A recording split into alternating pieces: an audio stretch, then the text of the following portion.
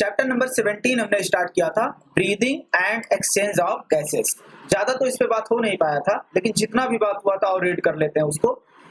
Breathing and exchange of gases, हमने कहा था इसको कर लो इस equal to, breathing equal to क्या होता है, एक्सचेंज ऑफ गैसेस। ब्रीदिंग का माना क्या होता है, एक्सचेंज करते हैं गैस का। एक बार रीड कर लेते हैं, एनसीईआरटी में हमने जितनी पॉइंट एनसीईआरटी में सब तुम्हारे नोट्स में है, बस इसमें इज आर एम करके है, तो उसको भी एक बार देख लेते हैं ताकि तुम्हें तसल्ली हो जाए कि पढ़ एनसीईआरटी ही रहे हो, आएगा क्वेश्चन वहीं से। कह रहा एज यू हैव रीड, जैसा कि तुमने पढ़ा होगा, अर्लियर पहले। अब तुम लोग कहेंगे सर क्लासेस स्टार्ट आज से की हैं तो कहाँ पढ़ा होगा, ये चैप्टर नंबर 70 है ना, तो वो अपने हिसाब से बोल रहा है। As you have read earlier, जैसा कि तुमने पढ़ा होगा पहले, ऑक्सीजन जो होता है यूटिलाइज्ड, उसका यूज किया जाता है बाय ऑर्गेनिज्म, ऑर्गेनिज्म द्वारा ऑक्सीजन का यूज किया जाता है टू, किस लिए यूज किया जाता है, to indirectly break down of simple molecule. Simple molecule जैसे ग्लूकोज, सिर्फ ग्लूकोज ही नहीं तोड़ा जाता, देखो ग्लूकोज भी तोड़ा जाता है, एमिनो एसिड भी तोड़ा जाता है और फैटी एसिड भी तोड़ा जाता है। इतनी बात एकदम क्लियर है। टू ब्रेक डाउन ग्लूकोज, ये सब पढ़ाएंगे रेस्पिरेशन में, कैसे अमीनो एसिड टूटता है, कैसे फैटी एसिड टूटता है, सभी एनर्जी देते हैं। टू सिंपल मॉलिक्यूल, और ये सब सिंपल मॉलिक्यूल होते हैं, सरल मॉलिक्यूल होते हैं, जैसे लाइक मतलब जैसे ग्लूकोज हो गया, अमीनो एसिड हो गया, फैटी एसिड हो गया, इसको तोड़ने के लिए चाहिए ऑक्सीजन, और ऑक्सीजन इनडायरेक्टली इसको तोड़ता है। अच्छा क्यों तोड़ते हैं, टू डिराइव, ताकि हम प्राप्त कर सकें क्या, एनर्जी उससे निकाल सकें। एनर्जी क्यों निकाल सकें, टू परफॉर्म, ताकि हम परफॉर्म मतलब कर सकें, परफॉर्मेंस कर सकें, वेरियस मतलब अलग अलग एक्टिविटीज, अलग अलग तरीके की एक्टिविटीज कर सकें। कार्बन डाइऑक्साइड जिसे CO2 बोलते हैं, विच इज हार्मफुल, जो कि हानिकारक होता है, इज ऑल्सो रिलीज्ड, ये भी क्या होता है, रिलीज होता है ड्यूरिंग एबव, जो ऊपर अभी बात किया है, सेल के अंदर क्या चलता है, कैटाबोलिक रिएक्शन के दौरान CO2 रिलीज होता है, क्योंकि ये O2 यूज करेगा, O2 का यूज करके ग्लूकोज तोड़ेगा तो क्या रिलीज होगा, CO2 रिलीज होगा। इतनी बात एकदम क्लियर है। इट इज देयरफॉर, इसलिए, एविडेंट मतलब जरूरी हो जाता है, डैट O2 है इसलिए ये जरूरी हो जाती है, जरूरी हो जाता है, एविडेंट जरूरी हो जाता है, that O2 has continuously provided, O2 को लगातार देना पड़ेगा, provided to the cell, cell को O2 मतलब सेल को लगातार O2 देना पड़ेगा, क्योंकि लगातार एनर्जी चाहिए तो लगातार ग्लूकोज को तोड़ना पड़ेगा, तो लगातार O2 देना पड़ेगा। And CO2 produced by cell, जो CO2 सेल पैदा करेगा उसे लगातार निकालना भी पड़ेगा।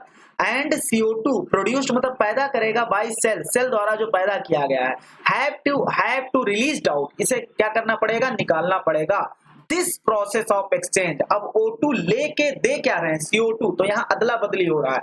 अब इस प्रक्रिया को, इस प्रोसेस को, this process of exchange of O2 लेके, O2 कहां से लेते हैं, वातावरण से, एटमॉस्फेयर से, चारों तरफ से अपने, फ्रॉम एटमॉस्फेयर, किसके साथ एक्सचेंज कर रहे हैं, CO2 के साथ, जो प्रोड्यूस करता है सेल, इज कॉल्ड ब्रीदिंग, मतलब O2 लेना, CO2 छोड़ना, ब्रीदिंग। और ब्रीदिंग को ही क्या कह दिया जाता है, कॉमनली नोन एज, इसे दूसरा नाम कॉमन तरीके से इसे कह दिया जाता है कि ये रेस्पिरेशन है, जबकि रेस्पिरेशन और ब्रीदिंग में अंतर होता है। लेकिन अगर ब्रीदिंग को रेस्पिरेशन अभी बोल तो कोई दिक्कत नहीं, क्योंकि अभी इनमें नॉलेज नहीं है। अब इस बात को देखना, कह रहा है प्लेस मतलब प्लेस योर हैंड, अपने हाथ को रखो, ऑन योर चेस्ट, अपने सीने पे अपने हाथ को रखो, भैया हाथ को रखो किस पे, सीने पे। Place your hand on your heart, अपने हार्ट पर, अपने हार्ट नहीं, ऑन चेस्ट, सीने पे हाथ रखो। यू कैन फील, तुम फील कर सकते हो, देखो इसमें कह रहा है यू कैन फील, तुम फील करोगे, chest moving up and down, up देखो अप एंड डाउन हो रहा है कि नहीं हो रहा है, ऊपर नीचे, ऊपर नीचे। यू नो डैट, ये क्यों हो रहा है, क्या तुम जानते हो, you know that it is due to breathing, ये किसकी वजह से हो रहा है, सांस लेने और सांस छोड़ने की वजह से अप एंड डाउन जो हो रहा है। इतनी बात एकदम क्लियर है। हाउ डू वी ब्रीथ, हम कैसे सांस लेते हैं, रेस्पिरेटरी ऑर्गन कौन सा हमारे अंदर सांस लेने में जो मदद कर रहा है, मैकेनिज्म ऑफ ब्रीदिंग, ब्रीदिंग का तरीका described in the following section in this chapter, इस चैप्टर के आगे मतलब डिस्क्राइब्ड किया गया है, विवरण इसका किया गया इस चैप्टर में। चलो आगे बढ़ते हैं। उस पे हमने बात कर लिया था, यहाँ तक बात कर लिया था, थोड़ा सा और बात किया था रेस्पिरेटरी, चैप्टर का बेस था वैसे ही स्लो चलना था।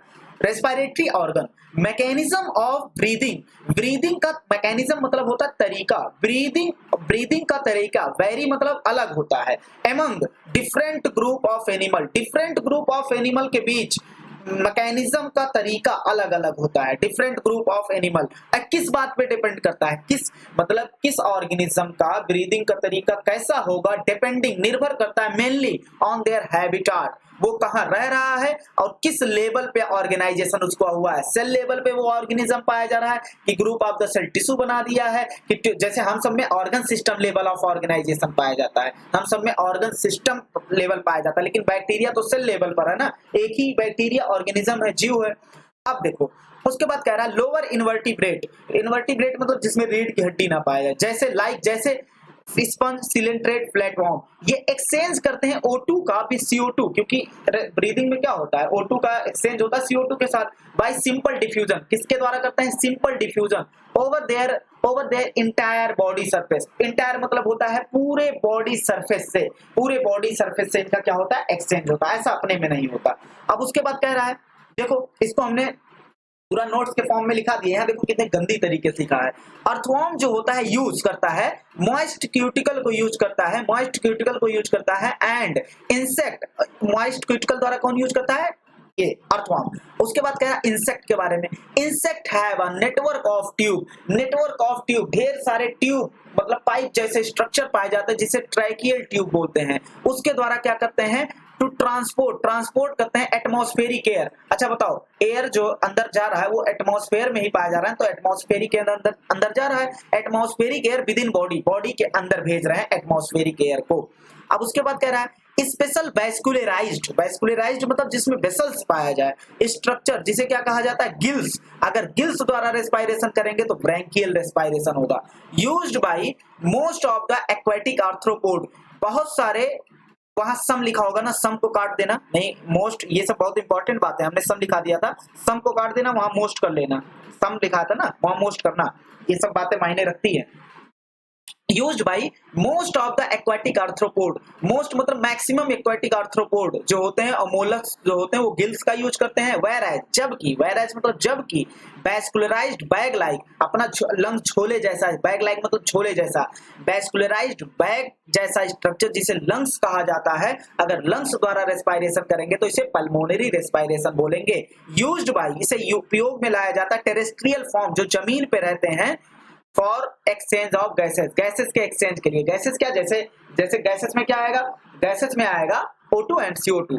एमंग वर्टिब्रेट के बीच में, जैसे फिश का यूज करता है गिल्स का, whereas amphibian, reptile, bird, mammals use करते हैं रेस्पिरेशन करते हैं थ्रू लंग्स द्वारा। एम्फीबियन जैसे लाइक फ्रॉग, ये respire through moist cuticle, moist skin द्वारा क्या करते हैं, ये क्या करते हैं, रेस्पिरेशन करते हैं, तो इसे क्या बोलते हैं, क्यूटेनियस रेस्पिरेशन बोलते हैं। इतनी बात एकदम क्लियर है।